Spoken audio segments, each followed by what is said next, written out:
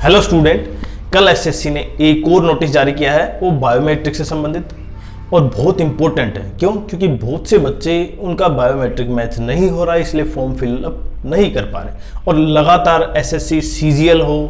उसकी डेट लगभग जो फाइनल डेट है, लास्ट डेट है, वो लगातार समीप आती जा रही है और बहुत से बच्चे हैं जिनका नहीं हो पाता। लेकिन यहाँ पे ये इश्यू इसलिए नहीं है कि एसएससी की साइट पे कुछ गड़बड़ है। आज एसएससी ने जो नोटिस जारी किया है वो इसलिए है कि जिनका बायोमेट्रिक मैच नहीं हो रहा वो अपने नियरेस्ट जो आधार सेंटर है वहां पर जाएं और अपना अपडेट करवाएं, क्योंकि अपडेट नहीं है तो उनका बायोमेट्रिक मैच नहीं है। अब सबसे इंपॉर्टेंट ये रह जाता है कि बायोमेट्रिक आप अपडेट करना चाहते हैं तो जाते हैं आप, तो वो तुरंत तो होता नहीं है, मतलब उसमें भी 3 से 4 दिन मिनिमम लग जाते हैं, कई बार 1 हफ्ता, 7 दिन, 10 दिन भी लग जाते हैं। लेकिन जो बच्चे जिनका बायोमेट्रिक मैच नहीं हो रहा है, अब अगर वो जाते हैं तो उनकी शायद जो फाइनल डेट है, लास्ट डेट है सीजीएल की, वो शायद निकल जाए। बाकी हो सकते हैं एग्जाम की डेट अभी है लेकिन सीजीएल की डेट निकल जाएगी। और ये कितना इंपॉर्टेंट है उन बच्चों के लिए, अगर डेट निकल जाती है तो उनका बायोमेट्रिक मैच नहीं रहता है तो वो पूरा का पूरा प्रोसेस आप स्टार्ट ही नहीं कर पाते हैं। तो सबसे इंपॉर्टेंट ये कि पहला अभी जाएं, अपना बायोमेट्रिक अपडेट करवाएं आधार सेंटर पर और जितनी जल्दी हो सके करवाएं, क्योंकि अगर आप थोड़ा सा भी लेट होते हैं तो हो सकता है उससे 1 दिन एक्स्ट्रा बढ़ जाता है। मैंने पहले भी कहा था वीडियो में कि आप आधार को अप टू डेट रखें, लेकिन अगर फिर भी किसी बच्चे को लगता है कि अप टू डेट था लेकिन फिर भी मैच नहीं हो रहा है तो एक बार दोबारा से चेक करवाएं, आधार अपडेट जरूर करवाएं, जिसमें सारी चीजें शामिल हैं। दूसरा इंपॉर्टेंट कि अब जब आपकी फाइनल जो लास्ट डेट है उसके बाद अगर आधार अपडेट की आप होता है तो आप फिल कैसे कर पाएंगे? तो कहीं ना कहीं देखो, मैं पहले से ही बता देता हूं, अगर बहुत से बच्चों का, क्योंकि ऐसा इसलिए हुआ था कि बहुत से बच्चे जो एसएससी का जो ऑफिस था उसमें